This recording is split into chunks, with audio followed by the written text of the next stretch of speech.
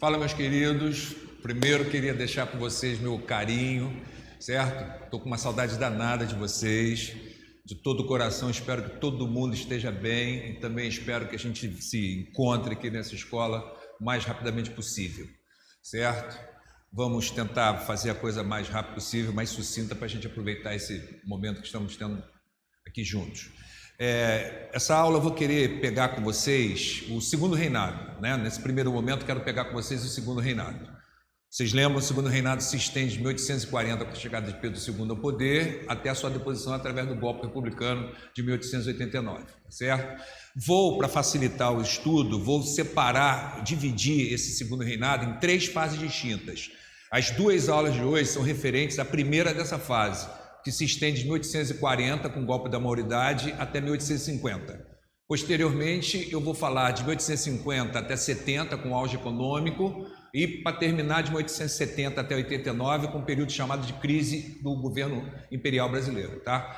Esse primeiro momento, né, a história denomina normalmente de fase de consolidação da política interna, certo? Começa exatamente em 1840 com o golpe da maioridade, tá? Lembrando para vocês, só para a gente voltar que a gente vamos desenferrujar vocês, vamos lembrar de uma coisinha. Anterior à chegada de Pedro II ao poder, nós tivemos um período regencial, que vocês lembram, se estende de 1831 até 1840, e esse período regencial ele é marcado por uma característica muito forte, a instabilidade, tanto política quanto socioeconômica. Na ausência do imperador, as elites brasileiras tentaram aumentar seu espaço político dentro do país, né? E nessa disputa da elite por mais poder, isso acabou gerando uma instabilidade, né? E essa instabilidade acabou sendo aproveitada também pelos setores populares do Brasil. As elites desejavam, nesse momento histórico, no período regencial, mais espaço político, que a gente chama de federalismo, maior autonomia política local, certo? Menos centralização política, no caso, né? As partes populares, os setores populares, quando notam essa instabilidade e esse esforço da elite de aumentar seu espaço político no Brasil, esses setores populares, eles aproveitam esse momento de estabilidade e, vamos colocar assim, também colocam o seu bloco na rua. O que eles desejam, eles, setores populares? Diferentemente da elite, que deseja ampliar seu espaço político, descentralizar, né, e ter mais espaço local, digamos assim, que a gente chama de federalismo, os setores populares vão tentar melhorar suas condições inadequadas de vida e, para isso, as principais propostas no Brasil daquela época era o fim do trabalho escravo, no caso o abolicionismo, certo? E o acesso à terra, que era dificultado, no caso do Brasil, desde o período das capitanias hereditárias. Então, a demanda popular normalmente era através da reforma agrária, certo? Essa instabilidade, vocês lembram da última parte que nós trabalhamos juntos, essa instabilidade vai acabar gerando uma série de rebeliões regenciais. Essas rebeliões eram extremamente perigosas para a elite, porque elas tinham 2 problemas muito sérios, né? Parte da elite republicana falava em separatismo, queria retalhar o Brasil, acabar com a unidade administrativa e política do Brasil, e, como acabei de falar, os setores populares queriam simplesmente o fim da escravidão e as terras dessa elite, né? Claro que os setores elitistas viram um problema maior. Qual era o problema maior? O problema maior era o povo na rua, fazendo rebelião, querendo acabar com o seu modo de enriquecimento básico, que era o trabalho escravo, né? E tentando dividir suas terras através da reforma agrária. Diante desse perigo popular e dessa possibilidade de divisão territorial e política do Brasil, as elites, no caso, que naquele momento se dividiam basicamente em 2 partidos, Partido Liberal, chamado de Luzias, e Partido Conservador, denominado de Saquaremas, né? Esses 2 partidos, temendo o separatismo e temendo os movimentos populares, eles vão se unir num movimento político chamado de golpe da maioridade. Lembrando para vocês, quando Dom Pedro I abdicou e retornou para Portugal, né, ele deixou seu filho como seu herdeiro político, só que o Pedrinho tinha 5 anos de idade. Obviamente que ele não tinha condições de governar o Brasil. Então, vai ter um governo regencial, substitutivo, até que Pedro II alcance a maioridade, né, e passe a ter condições efetivas de governar o Brasil. Diante dessa instabilidade e dessa proposta separatista e do povo nas ruas, vamos colocar assim, né, esses grupos elitistas, eles se uniram, né, e criaram uma novidade. Qual é a novidade? Antecipar a maioridade de Pedro II. Então, o golpe da maioridade, na verdade, ele é uma tentativa de pacificar o país, né, de trazer a normalidade política e socioeconômica do país. Como que eles vão fazer isso? Antecipando a chegada de Pedro II ao poder. O golpe da maioridade, portanto, propicia que Pedro II chegue ao poder efetivo no Brasil com 15 anos incompletos. É óbvio que ele vai ter todo um respaldo da elite política do Brasil, certo? E ele tem uma incumbência dada por essa elite. Ele precisa pacificar as rebeliões regenciais, certo? Manter a unidade política do Brasil e, obviamente, em nome da elite, acabar com aquele radicalismo popular, inibindo a possibilidade tanto de reforma agrária quanto de fim da escravidão no Brasil. Dessa forma, com a ajuda desses grupos elitistas, Pedro II chega ao poder com aproximadamente 15 anos, certo? Portanto, a partir desse momento, no chamado golpe da maioridade, o Pedrinho está no poder, certo? O que vai acontecer nesse primeiro momento? Nesse primeiro momento, que vai, portanto, de 1840 a 1850, o grande ímpeto, né, o grande objetivo desse momento político no Brasil é exatamente estabilizar, pacificar, moderar a história que, vamos dizer assim, estava pegando fogo, principalmente através dessas rebeliões regenciais, certo? Como que isso vai se caracterizar?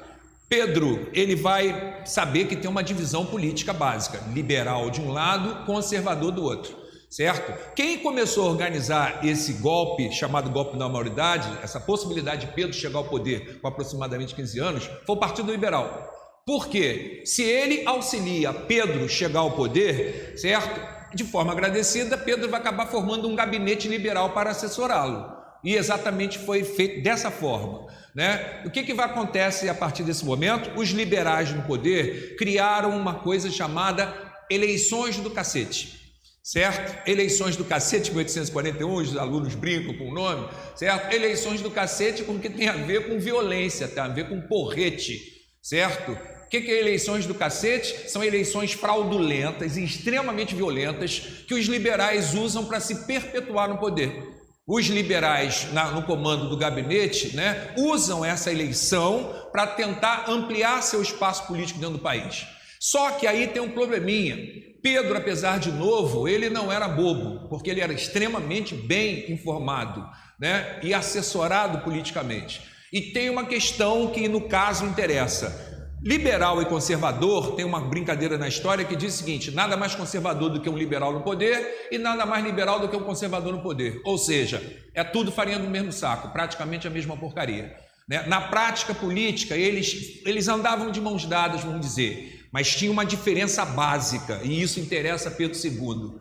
Os conservadores são a favor da centralização política, ou seja, aumentar o poder do imperador, aumentar o poder da capital federal, no caso, à época, o Rio de Janeiro, né? Enquanto os liberais, os luzias, eles tinham um discurso federalista, ou seja, descentralizar a política, portanto, em última análise, limitar o poder do imperador, certo? Notando isso, Pedro II se toca que para ele é mais confortável governar com os conservadores e não com os liberais.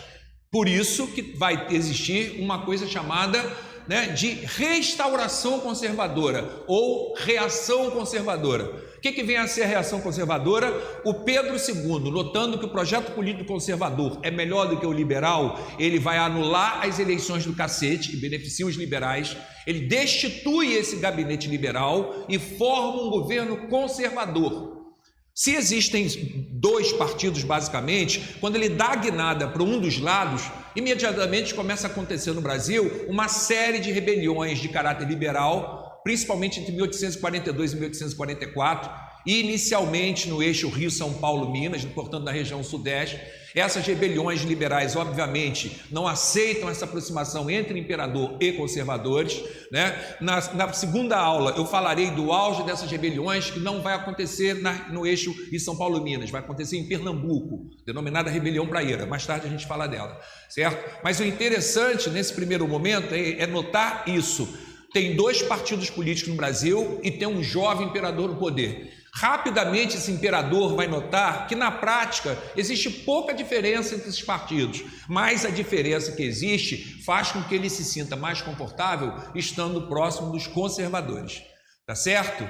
Esse é o primeiro momento dessa fase política do Brasil denominada Segundo Reinado. Alguns autores, alguns historiadores, na minha opinião, de forma equivocada, chamam isso também de Segundo Império. Eu não concordo, porque só teve um império no Brasil. E esse único império foi dividido em Primeiro Reinado, período regencial e Segundo Reinado. Portanto, a forma mais correta de se denominar é Segundo Reinado, esse período que estamos fechando essa primeira fase. Tá certo, moçada? Então, essa primeira aula foi curta, foi só para relembrar esse primeiro momento, restabelecer esse contato, esse carinho. Eu estava com muita saudade de vocês. E friso, torço para que todos vocês estejam bem, estejam cuidando bem de vocês e daqueles que vocês gostam, certo? E principalmente não esqueçam do acesso às plataformas oferecidas, certo? Tem um Google Forms que eu estou oferecendo material para vocês, as listas também gabaritadas, tá? E depois, posteriormente, vou entrar nas próximas aulas, já vou ver se eu consigo entrar com vocês, oferecendo também indicações de blogs, de livros. Estou aproveitando para ler bastante, porque não está faltando tempo para a gente, certo? Algumas séries são maravilhosas, filmes, tenha tempo para a gente ver coisa boa, tá? Nas próximas aulas, aguardem, eu vou trazer novidades para vocês. Abraço, galera. Já já a gente volta. Foi um prazer.